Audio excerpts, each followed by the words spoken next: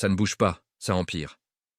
Voilà comment Sophie Primas, la porte-parole du gouvernement français, résume la situation entre Paris et Alger. Bonjour et bienvenue.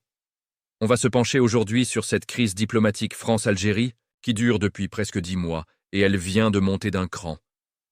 On s'appuie pour ça sur une dépêche de presse assez récente du 15 mai qui rapporte les toutes dernières déclarations françaises. Notre but, essayer de comprendre cette nouvelle escalade, la riposte de Paris et surtout cette annonce assez inédite qui concerne la diaspora algérienne. Alors, on y va? Oui. Alors le contexte tout récent, c'est une histoire d'expulsion, en fait, des deux côtés. Alger a demandé le départ d'agents français jugés irréguliers, sans le bon statut pour ce qu'ils faisaient là-bas. Et Paris a répliqué très vite en demandant le départ de fonctionnaires algériens ici en France qui n'avaient pas de visa valide. D'accord.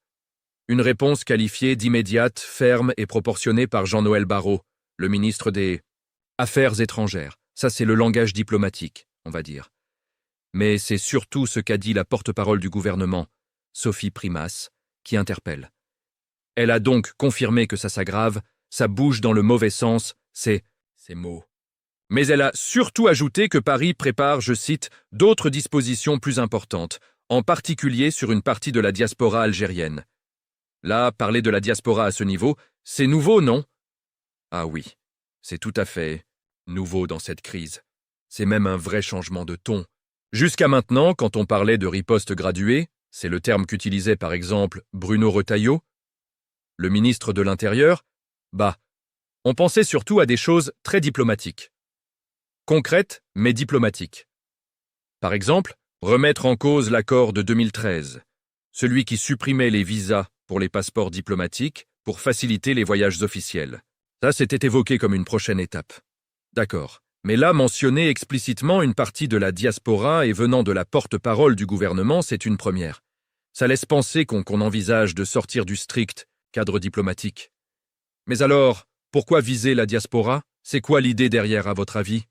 Mettre la pression autrement? C'est la grande question. Et le problème, c'est qu'on n'a aucun détail.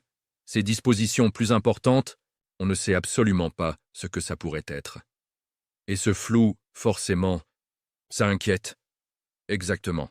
Ça inquiète énormément au sein de la communauté franco-algérienne. Elle est très large, hein? Les immigrés, les binationaux, les Français d'origine algérienne. On parle potentiellement de millions de personnes qui pourraient être concernées d'une manière ou d'une autre. Oui, on sort de la relation État à État là. On touche à des vies, à des familles, absolument. Et c'est ce que disait très justement l'archevêque d'Alger, le cardinal Vesco. Il a mis en garde contre ça. Il parlait de ces millions de personnes qui risquent d'être touchées dans leur intérieur par ces tensions politiques. C'est une expression très très parlante, je trouve.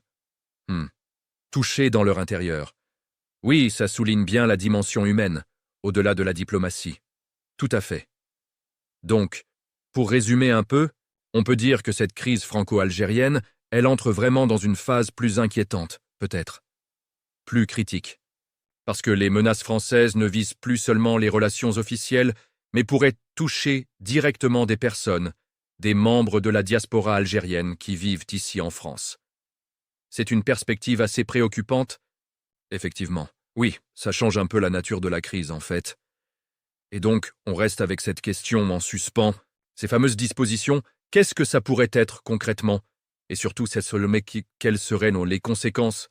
Pas seulement sur la relation entre Paris et Alger, qui est déjà, très mauvaise, mais aussi potentiellement sur la cohésion sociale ici en France.